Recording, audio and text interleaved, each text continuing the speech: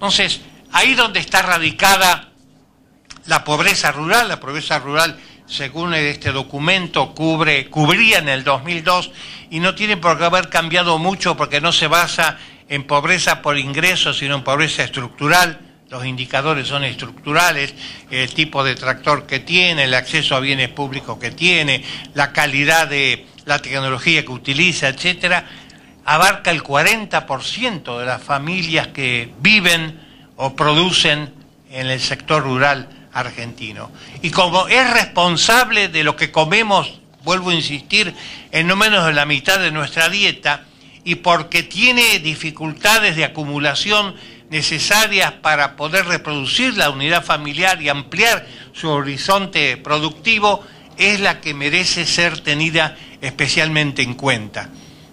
En el otro aspecto, el del campo mediático, el del campo de los que se ríen de los discursos de la presidenta, el del campo que agrede a la población cortando las rutas, a ese sector es el que hay que controlar cómo funciona y advertir claramente que hay áreas que son estratégicas, como la lechería, que está en manos también de pequeños establecimientos tamberos, y áreas como el de la producción de la soja, que fundamentalmente en una muy alta proporción, el 80%, está en manos solamente 2.200 productores, muchos de ellos que arriendan los campos y no son propios. Las dos más grandes grupos económicos que hacen soja en la Argentina de hoy, que son Cresud, que son de capitales extranjeros, y los Grobocopatel, que es de una familia del sur de la provincia de Buenos Aires, ellos tienen en propiedad entre 10 a 30.000 hectáreas, pero alquilan 300.000. Son verdaderos complejos financieros.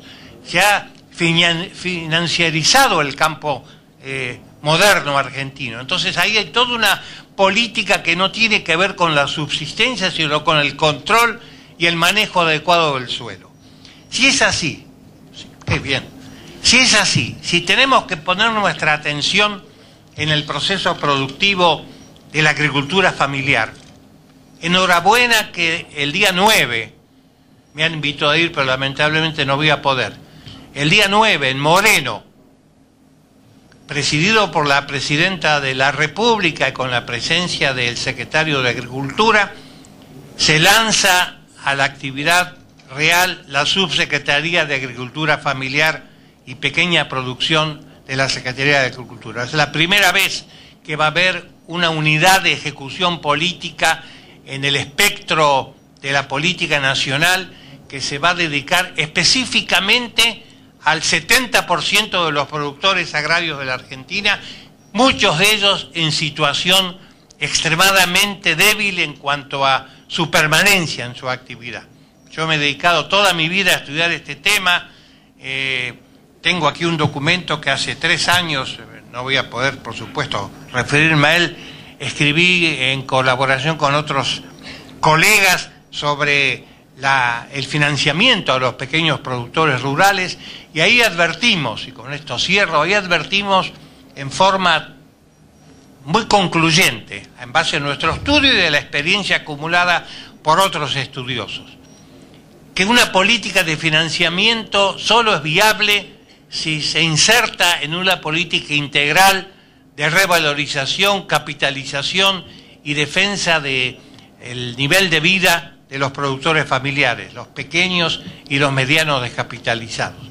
Segundo, que esta política integral no necesariamente exige grandes recursos económicos. Hay cuestiones centrales en la vida de la pequeña producción familiar de todo el interior de la Argentina, que no necesitan de un peso. En primer lugar, regularizar el tema de la tenencia de la tierra. Hay no menos del 30 o el 40% de los pequeños productores que no tienen título de propiedad todavía, después de tantos años en que se predica que sin título de propiedad el productor no puede acceder, por ejemplo, a un crédito bancario. Segundo, vincular y hacer una política de asociativismo decidido que permita a los pequeños productores fortalecer su poder de negociación en el mercado y vincularse a cadenas productivas más fuertes, mejor instaladas, que necesitan de los productos y los insumos que ellos generan permanentemente y que les permita capitalizarse, lograr un nivel de acumulación de capital suficiente para incorporar creciente nueva tecnología que implique una mejor presencia en el mercado nacional e internacional. Tercero, incorporar los aspectos fundamentales de la oferta de bienes públicos para elevar la calidad de vida de esa población y evitar que migre, porque gran parte de la población rural, por ejemplo en el Chaco, que emigró de las pequeñas explotaciones algodoneras es porque no tenía acceso ni escuela ni hospital aceptable. En cambio van a Resistencia y hay un hospital público a pocas cuadras y una escuela a la vuelta. Entonces se siente atraído por esa posibilidad. Estas no son recursos que haya que aplicar desde el punto de vista productivo. Habrá que pensar en crédito, en un Banco Nacional de Desarrollo Rural como se hizo en México y en Brasil con mucho éxito, y en políticas de defensa de los precios de los productores, muchas veces ahorcados o acorralados por la intermediación expoliativa o los grandes grupos económicos.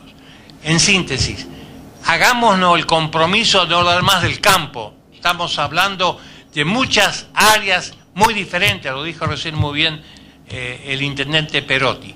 Segundo, veamos al sector agropecuario como un sector fuertemente heterogéneo, en donde las dificultades de supervivencia de quienes son oferentes de productos básicos para nuestra subsistencia diaria son muy altas, y donde se exige, y pareciera que por fin se va a dar una respuesta apropiada. El secretario de Agricultura de la Nación es un hombre que viene de una larga tradición de conocimiento técnico sobre la cuestión agraria, y el nuevo subsecretario que tuve el gusto de conocer hace poco también tiene una larga tradición en programas asociativos de desarrollo rural. Tiene que fijarse una política de salvataje y de refuerzo de la presencia del productor familiar en las economías regionales. Eso es auténtico federalismo. Muchas gracias.